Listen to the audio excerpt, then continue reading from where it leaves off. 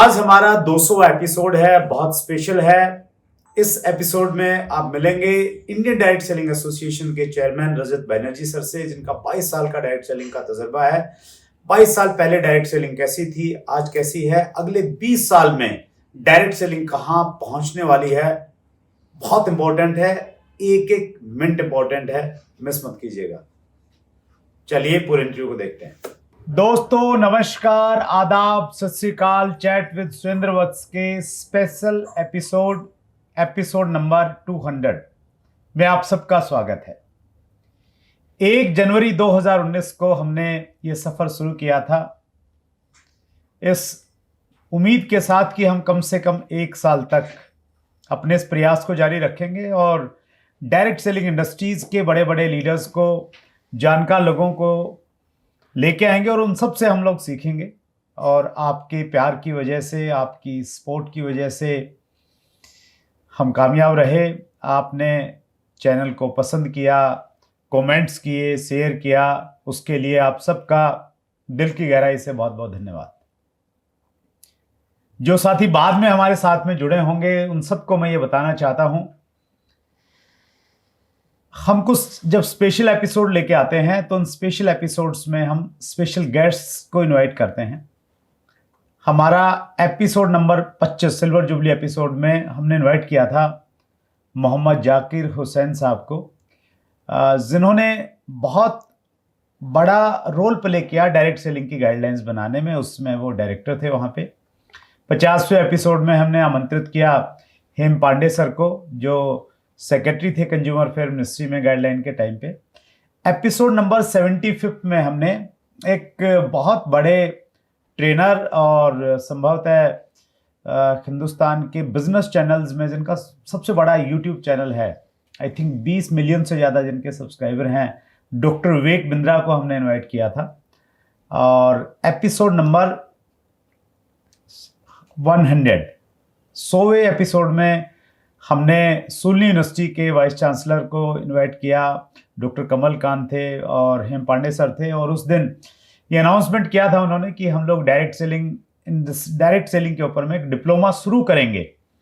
तो यहाँ से आने के बाद लगभग 3-4 महीने के बाद उन्होंने वो शुरू किया और उसका पहला बैच आ गया। एपिसोड नंबर 125 में हमने देश की 3 बड़ी कंपनियों के जो टॉप लीडर्स थे उनको एक साथ उनका इंटरव्यू लिया था, तो एक अलग तरह का अनुभव था। एपिसोड नंबर 150 में हमने इनवाइट किया था सोनू शर्मा को, जो बहुत बड़े सेलिब्रिटी हैं, बहुत बड़ी उनकी फैन फॉलोइंग है। एपिसोड नंबर 175 में हमारे मेहमान थे जोरबादी जैन पुनीत जिंदल। और आज के इस एपिसोड में हम किनको ले, ये एक बहुत बड़ा प्रश्न था हमारे पास में। हमने बहुत सारे नाम हमारी लिस्ट में थे और जब हमने सब चीज़ों को बारीकी से देखा तो हमने ये पाया कि हमारा जो चैनल है ये डायरेक्ट सेलिंग इंडस्ट्री के बड़े चैनल के रूप में और एक बहुत जिम्मेदार चैनल के रूप में जाना जाता है। तो इस स्पेशल एपिसोड में डायरेक्ट सेलिंग इंडस्ट्री का कोई बड़ा नाम होना चाहिए। उसमें भी बहुत सारे नाम थे। डायरेक्ट सेलिंग इंडस्ट्री को सही दिशा देने के लिए, डायरेक्ट सेलिंग इंडस्ट्री की बात को सरकार के सामने रखने के लिए हमारे देश में कुछ ऑर्गेनाइजेशंस काम करती हैं, कुछ एसोसिएशंस काम करती हैं। हमारे देश की सबसे पुरानी ऑर्गेनाइजेशन कितनी पुरानी है उसके बारे में हम बातचीत करेंगे। और बहुत रेप्यूटेड ऑर्गेनाइजेशन है Indian direct selling association, IDSA। और आज हम बहुत सौभाग्यशाली हैं और हम लोग, आपको बहुत कुछ सीखने को मिलेगा क्योंकि आज 200वें एपिसोड में हमारे मेहमान हैं IDSA के चेयरमैन रजत बैनर्जी जी। रजत सर, आपका बहुत बहुत स्वागत है चैट विद सुरेंद्र वत्स में। Thank you Surendra ji, so happy to be with you finally. Thank you so much. Rajat sir को हमने बहुत फॉलो किया जी। हालांकि रजत सर से हमारी जो जानकारी है कोई लगभग 10 साल पुरानी होगी। 2012 के आसपास में संभवतः हम लोग, जब मैं था DSTWA का, मैं फाउंडर प्रेसिडेंट बना, तो उस समय हमारी मुलाकात स्टार्ट हुई थी। रजत सर के पास में बहुत सारी जिम्मेवारियां हैं। देखिए, मैं एक चीज़ और कहना चाहता हूं सभी को। आप मेरे को बहुत अच्छे से जानते हैं क्योंकि YouTube के माध्यम से कहीं ना कहीं आप मुझे सुन लेते हैं और मैं कहीं ना कहीं आपके से बात करता हूँ डायरेक्ट सेलिंग इंडस्ट्री को लेके, किस प्रकार की एक्टिविटीज़ हुई, किस प्रकार से गाइडलाइंस आए, किस प्रकार से रूल्स आए, लेकिन कुछ ऐसे चेहरे हैं जिनको आप बहुत ज़्यादा देखते नहीं हैं, बहुत ज़्यादा मिलेंगे भी नहीं होंगे, लेकिन उन्होंने बहुत काम किया है इस इंडस्ट्री के लिए। उनमें से कुछ चेहरों को हमने आपके सामने इंट्रोड्यूस किया, जिसमें मोहम्मद जाकिर हुसैन साहब थे, पांडे सर थे, शिल्पा गुप्ता को भी हम लोग आपके बीच में एक इंटरव्यू में लेके आए थे। उनका बहुत कंट्रीब्यूशन रहा। रजत सर भी उसको बहुत अच्छे से जानते हैं जब वो फिक्की में थे। और ऐसा ही एक नाम है रजत बैनर्जी, और ऐसे और भी कई सारे नाम मेरे जहन में हैं, धीरे धीरे मैं आपके सामने उनको लेके आऊँगा। सो बहुत बड़ा कंट्रीब्यूशन है रजत सर आपका। उसके लिए सबसे पहले मैं पूरे डायरेक्ट सेलर्स का एक नुमाइंदा बन के आपका बहुत आभार प्रकट करता हूँ। आपने बहुत कंट्रीब्यूट किया, आपके बहुत बड़े प्रयास रहे, जिसकी वजह से डायरेक्ट सेलिंग रूल्स 2021 हमारे बीच में आए। Thank you sir, so kind of you. पर मेरा तो यही मानना है कि इफ़ेक्टिव वर्क वही होता है जो मतलब बैकग्राउंड में हो, स्पेशली हमारी लाइन पे। तो आपने जिक्र किया कि ज़्यादा मैं सामने आता नहीं हूँ, दैट इज़ बाय चॉइस, क्योंकि मैं चाहता हूँ कि let our work speak for itself. और हम लोग का जो रिस्पॉन्सिबिलिटी है आज की डेट में तकरीबन 80 लाख डायरेक्ट सेलर्स के प्रति है। तो I am glad I can contribute in some manner and do so in a very unobtrusive manner, ताकि हम लोग का जो काम जो है आउटपुट रिलेटेड है। राइट जी, थैंक यू सो मच। आपने अपने कमिंग सून के इंटरव्यू उसमें वीडियो में बताया था रजत सर कि आप 22 सालों से इंडस्ट्री में जुड़े हुए हैं। जी जी जी और बहुत कम लोग हैं जिन्होंने बहुत क्लोजली 22 साल तक इंडस्ट्री के साथ में काम किया है। जी जी 22 सालों का अनुभव कैसा रहा? 22 साल पहले मतलब 2000 के आसपास डायरेक्ट सेलिंग इंडस्ट्री कैसे दिखती थी? जी उसमें क्या क्या अप डाउन्स रहे? और चूंकि आपका मेन काम रहा सरकार से मिलने का, पॉलिसी मेकर से मिलने का, तो किस प्रकार के एक्सपीरियंसेस रहे? व्यूअर्स बहुत उत्सुक हैं। मैं कुछ चीज़ों को जानता हूँ और कुछ चीज़ों को जानने के लिए मैं बहुत उत्सुक हूँ। जी, thank you for that question. देखिए, 22 साल पहले जब मैं इस इंडस्ट्री में आया था तो गोज़ विदाउट सेइंग कि इंडस्ट्री उतना वेल नोन था नहीं। 2-4 बड़े प्लेयर थे जो डोमिनेट करते थे, विच इज़ ऑल्सो नॉर्मल, क्योंकि एक इंडस्ट्री जब सेटअप हो रही है किसी इकोनॉमी में तो उसका जो शुरुआत अगर सही तरह, इट्स समथिंग लाइक जो T20 बैटिंग जब करते हैं, ठीक है ना।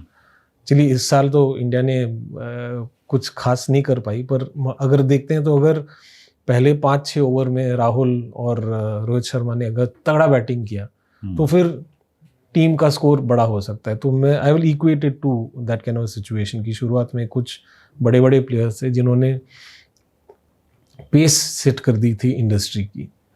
उस ज़माने में उस टाइम कोई पॉलिसी एज सच थी नहीं।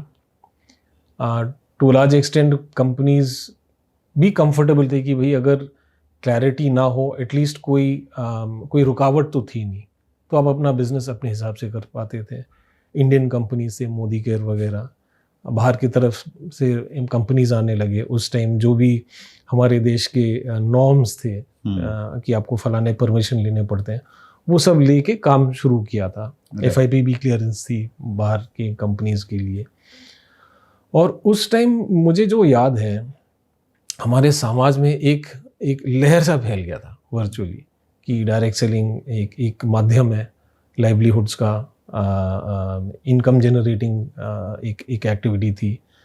और ये नया एक क्रेज तो नहीं कहूँगा, पर एक नया मौका था, नया अपॉर्चुनिटी था। लोगों ने मतलब बहुत अच्छी उम्मीदों के साथ इसको एक्सेप्ट किया। राइट, एक्सेप्टेंस बहुत बढ़िया था। और मुझे याद है मेरे इस इंडस्ट्री आने से कुछ साल पहले मेरे घर में मेरे पिताजी जो फौजी रहे थे, उनके मित्र आए थे डायरेक्ट सेलिंग के बारे में, किसी कंपनी के बारे में बात करने के लिए। तो मतलब मान लीजिए उस टाइम मुझे लग रहा था कि समाज के हर वर्ग के लोग इंटरेस्टेड थे।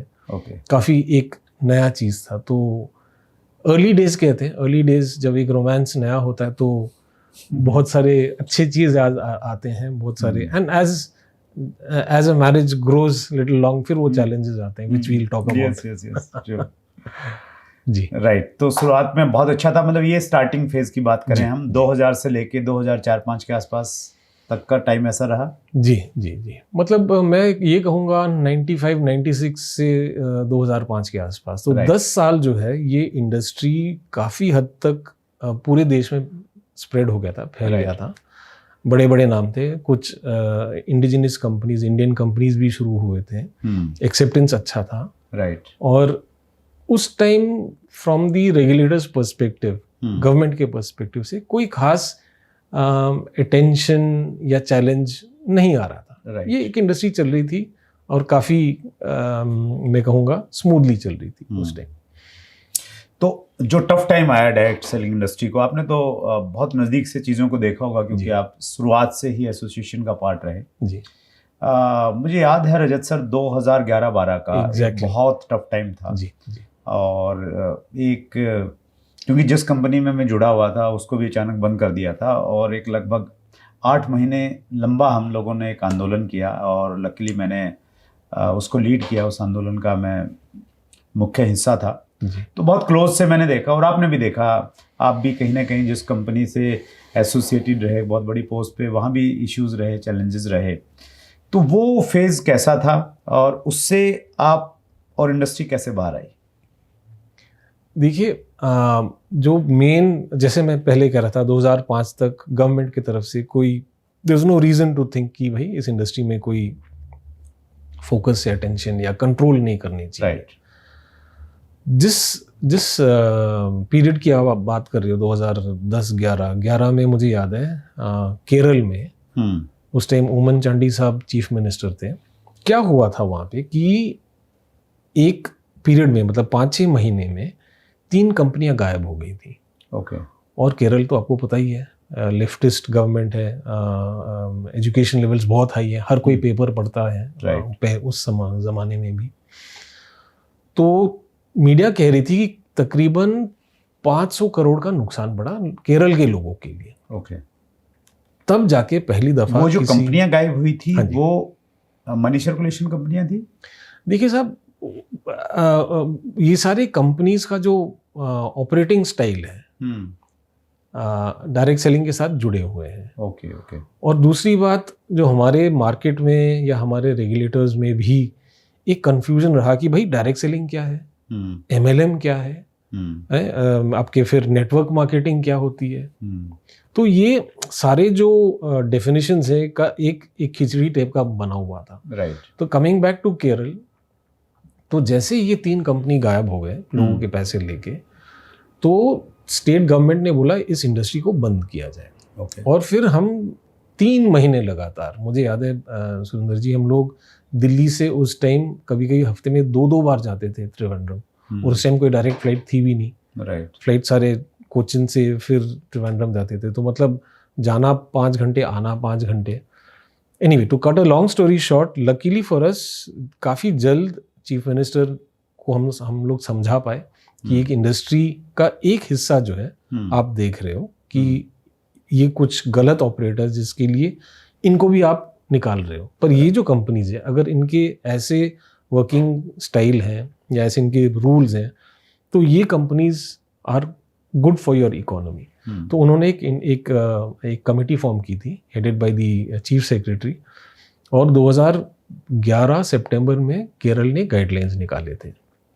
वहाँ से शुरू हुआ ये जो चैलेंज या ये जो फेज जो है, इंटरेस्टिंग फेज की भाई, मतलब जैसे मैं पहले आपको कह रहा था ना कि नई शादी होती है तो सब कुछ क्लियर हो जाता है। फिर हुआ वो फेज जहाँ पे दोनों पार्टीज एक दूसरे के प्लस और माइनस गौर से देखने लगे, और तब से हमारा जो पॉलिसी क्लैरिटी का जो फेज जो है वो शुरू हुआ, जिसकी आप जिक्र कर रहे थे। राइट जी। तो उससे बाहर कैसे आए सर? शायद जो गाइडलाइंस आई हमारे बीच में, उसी का आउटकम था। जी। तो 2011 जब केरल ने ये गाइडलाइंस निकाले थे, तो सारे एसोसिएशंस, IDC भी थी उसमें शामिल थे, आप लोग भी शामिल थे जी। जो हम दिल्ली सरकार, मतलब सेंटर में आए और ये कहने के लिए कि देखिए, अभी टाइम आ गया है कि आप हमें क्लैरिटी दें, क्योंकि अगर यहाँ पे सेंटर पे क्लैरिटी नहीं होती, तो फिर हर स्टेट जो है अपने हिसाब से इस इंडस्ट्री को अपने नज़रिए से देखेगा। राइट। तो अगर आप यहाँ पे कोई पॉलिसी क्लैरिटी देते हैं सेंट्रली, तो फिर सारे स्टेट्स में अप्लाई हो जाएगा। लकीली फॉर अस क्या हुआ था, मान लीजिए 2009 से 2014 के बीच इन 5 सालों में 4 कमिटीज और वर्किंग ग्रुप फॉर्म किए थे सेंटर में। ओके। एक इंटरमिनिस्ट्रियल ग्रुप फॉर्म हुई थी 2009-10 में, फिर एक इंटरमिनिस्ट्रियल कमेटी राइट 11 में, फिर 12 में एक इंटरमिनिस्ट्रियल ग्रुप, और फिर आखिर में 2014 में एक इंटरमिनिस्ट्रियल कमेटी फॉर्म हुई थी। तो जिस पीरियड की आप बात कर रहे हो तब तक ऑलरेडी गवर्नमेंट को एक अंदाजा था कि देखिए ये एक इंडस्ट्री है जहाँ पे बहुत सारे लोग जुड़े हुए हैं, बहुत सारे लोग की उम्मीदें जुड़े हुए हैं। राइट।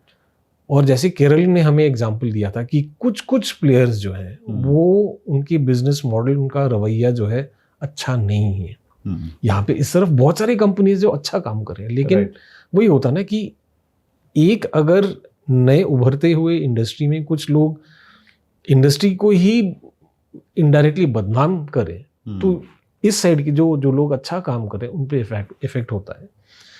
तो इस बीच जो मैं कह रहा हूँ 2009 और 2014 के बीच जितने भी इंटरमिनिस्ट्रियल ग्रुप और कमेटी फॉर्म हुए थे सर, 2 चीज़ हमारे तरफ से अप्रोच था गवर्नमेंट की तरफ कि नंबर 1 प्राइस चिट्स बोल के एक एक्ट है फाइनेंस मिनिस्ट्री का, price chits and money circulation scheme banning act 1978।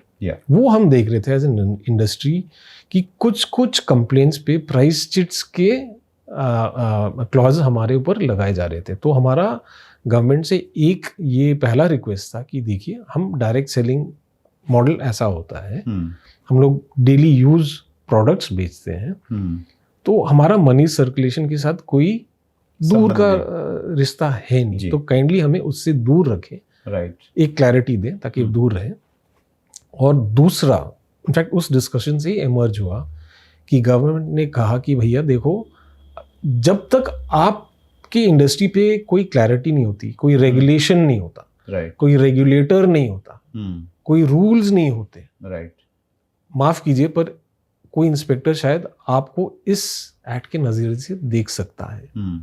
तो फेज 2 था गवर्नमेंट के साथ बात करने के लिए कि अब हमें क्लैरिटी दीजिए। जो 2014 में जो कमेटी फॉर्म हुई थी, वो जाके आपने जाकिर हुसैन साहब का नाम जिक्र किया है, आपने हेम पांडे सर का नाम जिक्र किया है, जिन्होंने 2015 और 16 में उस पर बहुत डेप्थ में काम करके हमें गाइडलाइंस दिए थे 2016 में। जी अभी रूल्स आ गए हैं सर जी, डायरेक्ट सेलिंग रूल्स 2021। यस जी। बड़ी उम्मीदें थी और बड़े प्रयास किए सभी एसोसिएशंस ने मिलके। जब रूल्स आए तो मीडिया में अलग अलग तरह की खबरें आई। कुछ ने इसको बोला कि ये तो इंडस्ट्री के लिए डिजास्टर आ गया है, कुछ ने बहुत वेलकम किया, और इवन उस कंफ्यूजन को दूर करने के लिए हमने हमारे शो पे हेम पांडे सर को, एडवोकेट देवानंद को और उन दोनों को बुलाया और वहाँ हमने क्लैरिटी लाने की कोशिश की। तो 2021 के जो रूल्स हैं उसका क्या प्रभाव है और इस समय इंडस्ट्री की क्या स्थिति है, इंडस्ट्री का माहौल क्या है, अंदर की बात क्या है इंडस्ट्री के? देखिए यू आर राइट, उस टाइम क्लैरिटी अचानक से, मतलब जो हम लोग जिसके लिए हम लोग प्रयास कर रहे थे, जिस क्लैरिटी के लिए हम लोग प्रयास कर रहे थे, अचानक वो क्लैरिटी नहीं मिली हमें। क्योंकि आपको याद होगा डायरेक्ट सेलिंग गाइडलाइंस स्पष्ट रूप से सब कुछ कह रहा था कि डायरेक्ट सेलिंग कौन है, क्या है, डायरेक्ट सेलर कौन है, तो बड़ा क्लैरिटी था। But that was not enough, क्योंकि वो सिर्फ एक गाइडलाइंस थी। मैं थोड़ा रिवाइंड करूंगा 2016 तक, मतलब 21 से थोड़ा पहले आऊँगा। तो 2016 में जब गाइडलाइंस आई तो हम लोग का, मैं कहूँगा, एक स्टेप हम अचीव करके थे, पहला कदम हमने अचीव कर दिया था। Second step was to ensure कि ये डायरेक्ट सेलिंग का जिक्र किसी इंडियन लॉ में हो, ताकि रूल्स आ पाए। देखिए क्योंकि गाइडलाइंस क्या होते हैं सर, आज सेक्रेटरी साहब हेम पांडे सर थे, उन्होंने साइन करके गाइडलाइंस निकाल दिए थे। कल मिस्टर एक्स या मैडम वाई आके उसको कैंसिल भी कर सकते हैं। एक गाइडलाइन, एक सिंपल एक ऑर्डर है, वो तो कैंसिल हुआ कर सकता था। तो उस टाइम हमने क्या किया, 2016 के आसपास यहाँ पे जो हमारे पार्लियामेंट्री स्टैंडिंग कमेटी है कंज्यूमर अफेयर के, पार्लियामेंट्री स्टैंडिंग कमेटी है फाइनेंस के, हम सारे एसोसिएशंस बोले IDSA के तरफ से, फिकी के तरफ से, एवं FDAC भी थे, मुझे याद है। पार्लियामेंट्री स्टैंडिंग कमेटी को हम हमारे सबमिशन दी कि देखिए उस टाइम आपको याद होगा कंज्यूमर प्रोटेक्शन एक्ट पे काम चल रहा था, राइट। तो हमने कहा कि देखिए हमारा इंडस्ट्री मिनिस्ट्री कंज्यूमर अफेयर्स के अंडर आता है, डिपार्टमेंट ऑफ कंज्यूमर अफेयर्स में आता है। ये मिनिस्ट्री अभी कंज्यूमर प्रोटेक्शन एक्ट पे काम करिए, प्लीज़ आप डायरेक्ट सेलिंग का भी जिक्र करें, क्योंकि ये जो नए फॉर्म्स ऑफ मार्केटिंग है, कंज्यूमर बहुत सारे कंज्यूमर को टच करती है, राइट।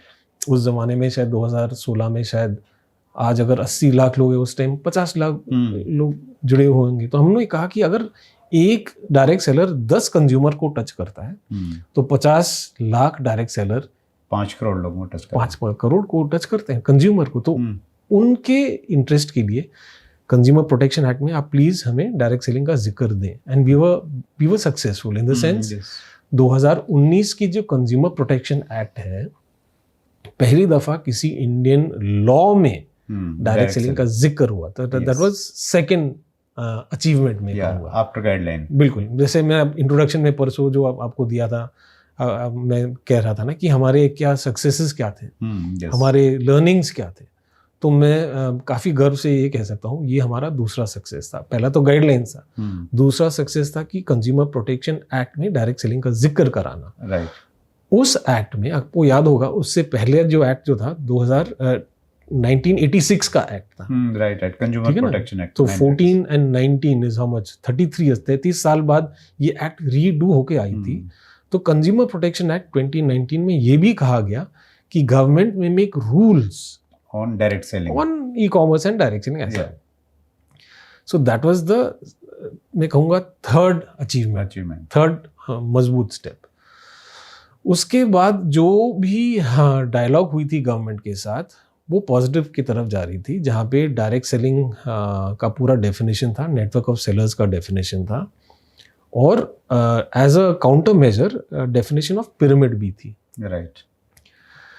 और पिरामिड का डेफिनेशन पहले किसी लॉ में था नहीं, ये पहली दफा किसी इंडियन लॉ में पिरामिड का डेफिनेशन आ रहा था। पर ये जो मुद्दा था बैलेंस हो जा रहा था with the definition of network of sellers.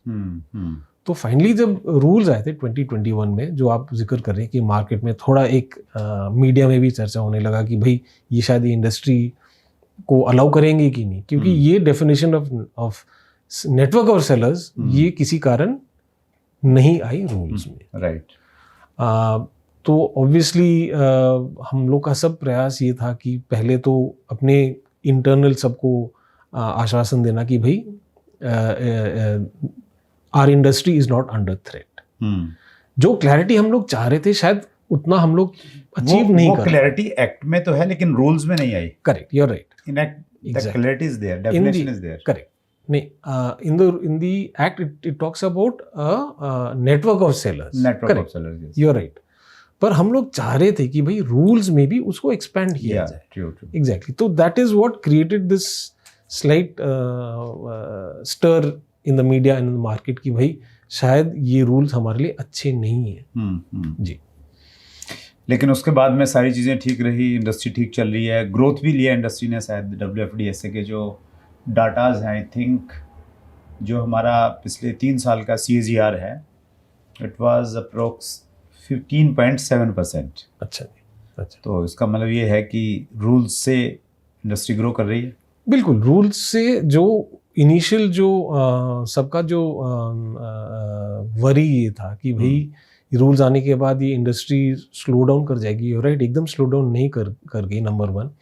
एक और स्केयर था कि भाई अभी जो रेगुलेटर हमें बंद कर देगी, कहीं पर एक्शन नहीं हुआ। दिस इज एग्जैक्टली व्हाट, जब हम लोग as a industry we met, of course secretary consumer affairs बहुत बार उनसे मिले हैं, पीयूष जी से भी मिले थे। पीयूष जी ने इनफैक्ट वो लॉ खोल के हमें दिखाया भी कि भाई अगर एक्ट में through a network of sellers लिखा है तो आप लोग किस बात पे क्यों घबरा रहे हो। पर फिर भी वही होता है ना कि अंग्रेजी में कहते हैं ना, वंस बिटन ट्वाइस शाई। एक बार अगर कुछ गड़बड़ हो जाती है तो आप ज़्यादा केयरफुल हो जाते हो। हमें एब्सोल्यूट क्लैरिटी चाहिए। और दूध का जला वो छाछ को भी फूंक मार के पीता है, तो वो स्थिति थी हमारे साथ। बिल्कुल बिल्कुल। तो मैं आप थ्रू योर वंडरफुल चैनल सबसे ये कहना चाहता हूँ कि वो प्रयास अभी भी जारी है। Right. We have not given up and I don't think we will take our foot off the pedal. We will not rest till this definition is clarified, because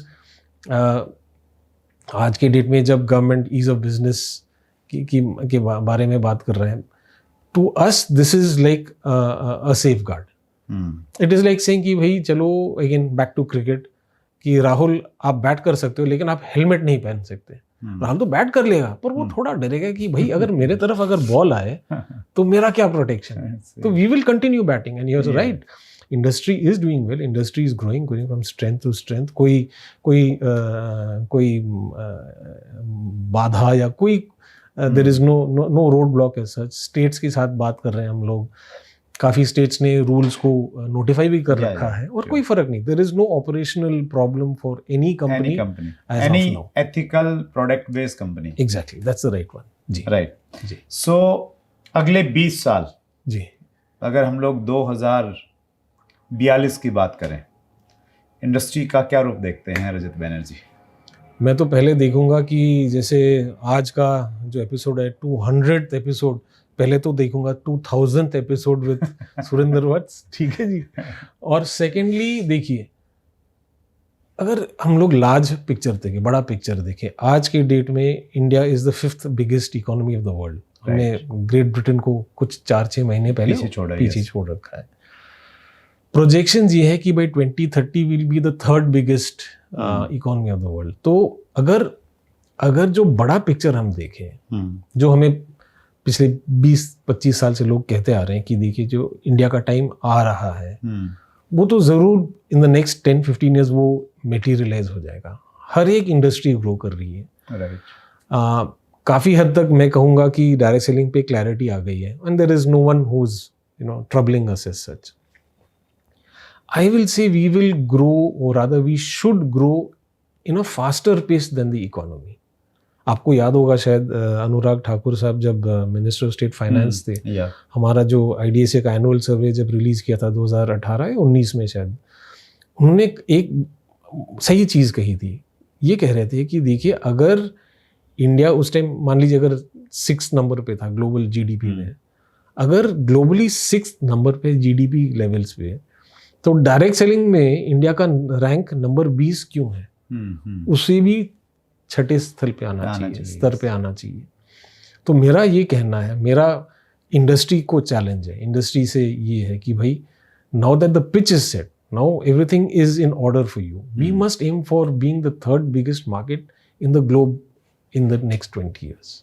in the मतलब डायरेक्ट सेलिंग इंडस्ट्री के अंदर हम तीसरे level पे आने चाहिए अगले 20 साल में। क्योंकि देखिए आज के डेट में अगर ग्लोबल जो साइज ऑफ द इंडस्ट्री है $190 बिलियन, $190 बिलियन, इंडिया कितना अकाउंट करता है? $3 बिलियन। यस, ठीक है। अगर पहला कंट्री देखे यूएस करीब $42,000 मिलियन है। हाँ जी नहीं, I think it is close to $40 billion. हाँ, 42 आई थिंक, $42 बिलियन, ठीक है। हम लोग $3 बिलियन में, तो why cannot this $3 billion grow 10 times? We should aim for a 10 time growth over the next 20 years. और हमारे पास में एक्चुअली पॉपुलेशन है, हमारे पास में यूथ है, हमारी इकोनॉमी ग्रो कर रही है। जी, सारी चीजें हमारे फेवर में हैं। और इंडियन कंज्यूमर जो है वो आज की डेट क्या पिछले 10 साल से बहुत बदल गई है। आपको भी याद होगा, हमें भी याद होगा, जब बच्चे थे तो भाई जब टूथपेस्ट खत्म होती थी तो एकदम बेलन के साथ हम लोग टूथपेस्ट निकालते थे, है ना। और मतलब उन हालात से आज के डेट में जो इंडियन है बहुत कॉन्फिडेंट है। इंडियन जो कंज्यूमर है, she likes to go out and spend her money for her house. She likes to ensure कि घर के लोग अच्छा खाए, अच्छा पहने, अच्छा, and why not. So Rajat Banerjee साहब जो इतना बड़ा नाम है डायरेक्ट सेलिंग इंडस्ट्री में, बहुत करीब से चीज़ों को देखते हैं, और वो अगर कह रहे हैं कि अगले 20 साल में आज हमारी पोजीशन 12वें स्थान पे है तो हम 30वें स्थान पे आ सकते हैं, तो इसके बहुत बड़े मायने हैं। और रजत सर को मैं बहुत नज़दीक से जानता हूँ। हम लोग तो है ना सर मोटिवेशन वाले हैं, कुछ भी बोल देते हैं जी। और कई बार सोचते नहीं कि यार क्या बोल दिया तो बोल दिया। लेकिन आप जब भी बोलते हैं बहुत सोच समझ के बोलते हैं, नपातुला बोलते हैं। अरे thank और you. ये आपने बोला है तो इसके पीछे एक विजन है, इसके पीछे कुछ ना कुछ कैलकुलेशन है। बिल्कुल है तो ये स्टेटमेंट बहुत लोगों को मोटिवेट कर सकती है। आगे बढ़ते हैं रजत सर थोड़ा सा। देखिए क्वेश्चंस मेरे पास में बहुत सारे हैं। एक क्वेश्चंस का बहुत सही रिप्लाई आप ही बहुत अच्छे से दे सकते हैं, और क्वेश्चन ये है, देखिए आम व्यक्ति के सामने जब भी कोई व्यक्ति जाता है और बताता है जी ये कंपनी है, ऐसे जुड़ो और आपको बहुत सारा पैसा मिलेगा, तो उसको कुछ मालूम नहीं है कि मनी सर्कुलेशन क्या होता है और एक लेजिटिमेट डायरेक्ट सेलिंग कंपनी क्या होती है, और उसको जो भी बताया जाता है वो उसमें अक्सर जुड़ जाता है। लेकिन अगर किसी ने ये इंटरव्यू देख लिया, उसको क्लैरिटी आ जाए कि यार ये मनी सर्कुलेशन कंपनी, इससे मुझे बचना है, और ये एक लेजिटिमेट डायरेक्ट सेलिंग कंपनी है, इसमें मुझे कूद जाना है, तो वो कैसे अंतर पैदा करे सर, बिल्कुल आसान भाषा में? देखिए पहले तो मैं इसको दो हिस्सों में रिस्पॉन्स दूंगा। एक तो मैं डायरेक्ट सेलिंग कंपनीज और डायरेक्ट सेलर्स को इतना मैं ज़रूर एडवाइस करूंगा कि please portray your business model in a appropriate manner. Right. Dream selling की तरह ना जाए तो बेहतर है। क्योंकि आज के डेट में अगर मैं मीडिया में देखूं या रेगुलेटर्स में देखूं, सबसे बड़ा हम पे जो आरोप है कि भाई आप लोग ड्रीम सपने बेचते हो। कि कोई जाता है कहता है कि देखिए मेरे पास इतना बड़ा बंगला है, मेरे पास इतनी गाड़ियां हैं। देखिए मोटिवेशन एक बात है, पर जो the line of difference between motivation and misleading हमें शायद पता चले, हमें महसूस होगा। पर एक रेगुलेटर अगर हो गया या एक आम नागरिक हो गया, उसे वो डिफरेंस उतना पता नहीं चलता। हालांकि अगर मैं मार्केट में देखूं, एडवर्टीजमेंट जो होती है वो भी तो मिसलीड ही, एक तरह से मिसलीड ही कर सकती है, और जिसके कारण आपके लिए एथिकल एडवर्टाइजमेंट काउंसिल भी है वगैरह, उनको देखने के लिए। तो मेरा पहला जो होगा डायरेक्ट सेलर को और डायरेक्ट सेलिंग कंपनीज को, प्लीज़ आप अपना जो ड्रीम सेलिंग ना करें, हकीकत बताएं। क्योंकि the second part is to the public is direct selling rules अभी पब्लिक डोमेन में अवेलेबल है। उसमें dos and don'ts, clarity of a company काफ़ी क्लियर है। आप अगर किसी डायरेक्ट सेलिंग कंपनी के साथ जुड़ जाते हैं, आपको कम से कम जो भी मतलब इस कंपनी के ऑफिसेज कहाँ पर हैं, इनके प्रोडक्ट्स कैसे हैं, इनके प्रोडक्ट के रिटर्न पॉलिसीज़ हैं कि नहीं, ऐसे जो consumer, because you have to keep in mind कि ये हमें रूल्स जो आए हैं कंज्यूमर प्रोटेक्शन एक्ट के अंडर आए हैं। राइट। तो एक कंज्यूमर के हिसाब से, कंज्यूमर के नज़रिए से जो भी एक्सपेक्टेशन है फ्रॉम अ डायरेक्ट सेलर और डायरेक्ट सेलिंग कंपनी, वो इस कंपनी में है कि नहीं, और आपको कम्युनिकेट किया जा रहा है कि नहीं। That is my advice to consumers कि kindly be aware of your rights, जो हर लाइन में होता है भाई। जैसे आज के डेट में हम देख रहे हैं ई कॉमर्स इतना बढ़ गया है। Now, as a consumer, even I have suffered at times because मुझे जो प्रोडक्ट मिलता है मुझे अच्छा नहीं लगता है, वापस करता हूँ। कभी कभी टाइम लग जाता है, कभी पैसे मिलते हैं, कभी नहीं मिलते हैं। तो मेरा भी रिस्पॉन्सिबिलिटी बनता है as a consumer to understand कि भाई अगर यहाँ से लेता हूँ तो प्लस माइनस क्या है। राइट। यहाँ पे जो मुद्दा है, since the direct selling possibility of product reaches me through an individual, Surendra Vats मुझे कह रहे हैं, So I have to question Surinder Vats very clearly कि भाई are all these parameters taken care of or not? Right. Ji, that's great. इसमें मैं एक चीज़ और ऐड करना चाहूँगा सर। जरूर। जब भी हम किसी कंपनी से जुड़े तो उसकी वेबसाइट पे जाएं। बिल्कुल। और डायरेक्ट सेलिंग रूल्स के अनुसार हर कंपनी ने कुछ डॉक्यूमेंट्स वेबसाइट पे अपलोड करना जरूरी है। जी जी। तो वो जरूर चेक कर लें। अगर वो है तो मान लेते हैं कि ये कंपनी ठीक ठाक हो सकती है, बिकॉज ये सारी वो इन्फॉर्मेशन गवर्नमेंट को शेयर कर रही है। हाँ, गवर्नमेंट को शेयर कर रही है, पब्लिक को शेयर कर रही है। तो वो हम जरूर देख लें। सही बात। रजत सर देखिए, एक तो आपका डायरेक्ट सेलिंग का तो आपका फेस है ही, सब लोग आपको बहुत अच्छे से जानते हैं जी। और मैं चूँकि आपको नज़दीक से जानता हूँ, कई बार हम लोग मिले हैं, आप बहुत फिजिकली बहुत फिट रहते हैं जी थोड़ा बहुत। और सोशल मीडिया पे भी आपकी कुछ ना कुछ एक्टिविटीज़ हम लोगों को मिलती रहती है। जी और 52 साल की उम्र में आपने 52 किलोमीटर आप दौड़े। जी तो ये मोटिवेशन कहाँ से आया, और ये मतलब शुरुआत कहाँ से की आपने? और आप ट्रैक भी करते रहते हैं, मैराथन में आप खूब जाते रहते हैं, तो वो शुरुआत कैसे हुई? और बाकी लोग जो थोड़ा सोचते हैं कि यार ये हमारा मतलब का काम नहीं है, जी जी जी। तो उन लोगों को भी हम लोग इंस्पायर करना चाहते हैं आपकी इस टॉक से और आपके इस एक्सपीरियंस से। अरे थैंक यू सर। ऐसा था कि 2020 में आपको याद होगा मार्च अप्रैल तो पूरा लॉकडाउन था, यस हम यस। घर से निकल ही नहीं पा रहे थे। तो मैं रनर हूँ पिछले करीब अभी 17 साल हो गए। मेरा अच्छा। मेरा पहला मैराथन मैंने 2005 में किया था, मुंबई स्टैंड चार्ट हुआ करता था, मतलब कंप्लीट 42 किलोमीटर 42 किलोमीटर। क्योंकि मेरा बचपन भी ऐसा है कि पिताजी फौज में थे, तो हम लोग उसी माहौल में बड़े हुए हैं कि भाई, और बोर्डिंग स्कूल में गए थे तो सब कुछ था, घुड़सवारी थी, स्विमिंग था, ट्रैकिंग वेकिंग हुआ करते थे, ऊटी में पढ़ते थे, पहाड़ी इलाका है। तो 2020 में क्या हुआ कि एक तो लॉकडाउन के कारण भाई हम दिन में कहीं निकल नहीं पाते थे, तो मैं क्या करता था, मैं सुबह सुबह 4 बजे दौड़ने निकल जाता था। अच्छा। एकदम पुलिस तो थी नहीं मना कर दी थी, 2-3 बार पकड़ भी लिया था और बोला कि सर आप प्लीज घर जाइए। उनको पता था यार 4 बजे अगर निकला तो आदमी किस टाइप का हो, एकदम टॉर्च लैंप लगा के जाते थे हम लोग, टॉर्च लगा। तो मैं काफ़ी रनिंग मेरा बढ़ गया था उस टाइम। और तो उसी टाइम जब वो लॉकडाउन के टाइम मैंने अपने आप को एक चैलेंज दिया था कि चलिए आपका बर्थडे आ रहा है अगस्त महीने में, you will turn 52, do 52 kilometres that day. तो उस दिन मेरे जो रनिंग ग्रुप है, मेरे करीब के मित्र हैं, मनदीप, दून और 2-3 और लड़के थे मेरे साथ, प्रवीण शर्मा।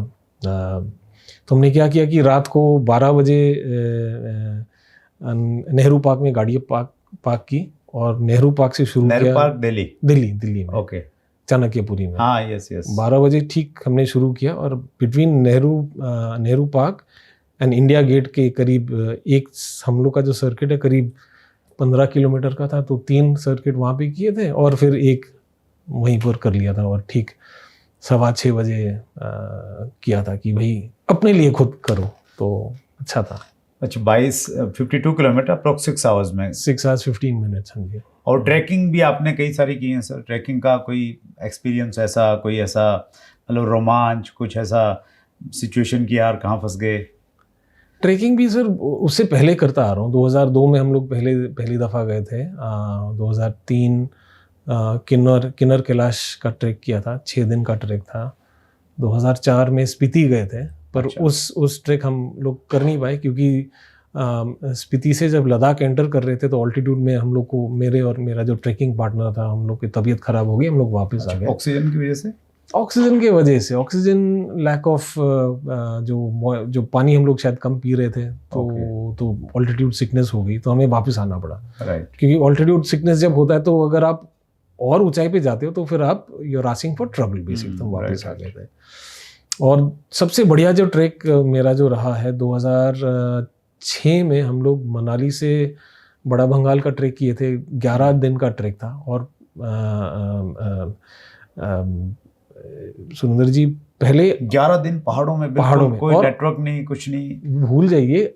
हम लोग 8वें दिन किसी गांव में पहुंचे, तो 7 दिन हम लोग सिर्फ पहाड़ों में थे। पहाड़ों में, कोई आसपास था नहीं, कोई गांव कुछ नहीं था।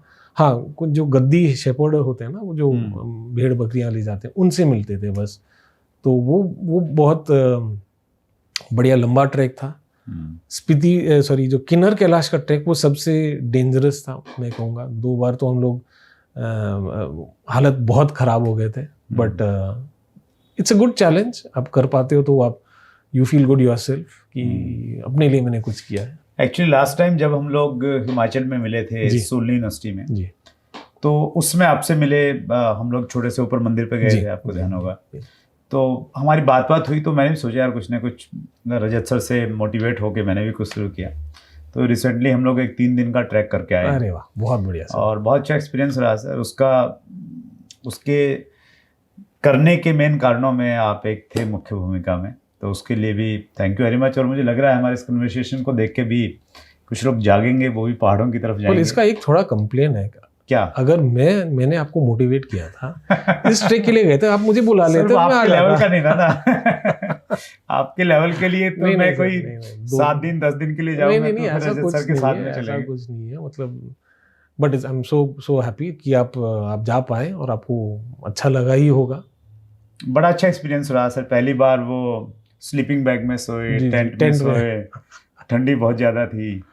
और एक्चुअली वहाँ सब जाते हैं ना रजत जी। सर, मेरा एक्सपीरियंस क्या रहा, हमें ये एहसास होता है कि जो लाइफ हम लोग जी रहे हैं ये कितनी कंफर्टेबल है जी और इसकी कितनी वैल्यू है। जी, एग्जैक्टली। तो उस एहसास के साथ मैं आया हूँ और काफ़ी अच्छा फील किया और थोड़ा सा एटीट्यूड चेंज हुआ कुछ चीज़ों को लेके। अच्छी बात, अच्छी बात। सर आपके पास तो लाइफ का बहुत एक्सपीरियंस है, इंडस्ट्री का बहुत एक्सपीरियंस है, जी एक इंटरव्यू में तो हम इसको नहीं समा सकते। जी सर। और आप बहुत फॉलोअप के बाद में आए हो सर 200 एपिसोड में, लेकिन मैं उम्मीद करता हूँ कि अब ज़्यादा लंबा समय नहीं लगेगा, जी अगले 200 एपिसोड हमें नहीं करना पड़ेगा। पहले हम आपको बुलाएंगे और ये एक्चुअली ना एविडेंस हो जाता है, कोई यहाँ पे हाँ भर के चला जाता है ना तो फिर हम दिखा देते हैं कि भैया देखो आपने बोला था। मैंने आपको चैलेंज दिया है कि 2000 तक मैं आपके साथ रहूंगा। नहीं तो अरे बात है। बीच में माइलस्टोन्स में भी रहेंगे ना। बिल्कुल बिल्कुल Milestones बिल्कुल में 100% रहेंगे। चलिए, thank you so much Rajat sir. Okay ji, once thank again you so much। सभी व्यूअर्स की तरफ से, पूरी जी। इंडस्ट्री की तरफ से जी। जो आपने कंट्रीब्यूट किया है, बहुत बहुत धन्यवाद। Thank you so thank much, you. Thank you, नमस्ते। सो ये थे Rajat Banerjee sir, direct selling industry का एक बहुत बड़ा नाम है और हमारे इस स्पेशल एपिसोड में हमारे मेहमान रहे। रजत सर एक चीज़ के लिए और आपका विशेष धन्यवाद, जी हिंदी में बातचीत करने के लिए विशेष धन्यवाद, क्योंकि आप इंग्लिश में बहुत कंफर्टेबल हैं और मैं तो जब भी आपको सुना है अंग्रेजी में ही सुना है, तो इतनी अच्छी हिंदी बोल लेते हैं, तो ये मेरे लिए बहुत एक न्यूज़ भी है और मैंने बहुत कंफर्ट फील किया आपके नहीं साथ सर, में। अभी दिल्ली में ही 30 साल हो गए काम करते, तो नहीं मैंने इतना हिंदी बोलते हुए नहीं देखा पहले कभी आपको। इवेंट्स ही में नहीं जब भी मिला। मिले तो वहाँ पे इंग्लिश में ही चर्चाएं रहती हैं जनरली। जी। So once again thank you so much Rajat sir. Thank अगले you, sir। मंगलवार को रात्रि 8 बजे फिर एक बड़ी शख्सियत से मुलाकात होगी। अपना ख्याल रखिएगा। चैनल अगर सब्सक्राइब नहीं किया है, शेयर नहीं करते हैं, तो इतनी अच्छी अच्छी इन्फॉर्मेशन, ऑथेंटिक इन्फॉर्मेशन जो आपको मोटिवेट कर सकती हैं, सही डायरेक्शन दे सकती हैं, कैसे मिलेंगी? बहुत बहुत धन्यवाद, अपना ख्याल रखिएगा। अगर आपने अभी तक chat with Surendra Vats channel को सब्सक्राइब नहीं किया है तो अभी सब्सक्राइब करें और बेल आइकन दबाना ना भूलें, जिससे आपको आने वाली सभी वीडियोस की अपडेट सबसे पहले मिले और हमारी किसी वीडियो को मिस ना करें। वीडियो को ज्यादा से ज्यादा शेयर और लाइक करके अपना प्यार जरूर दें।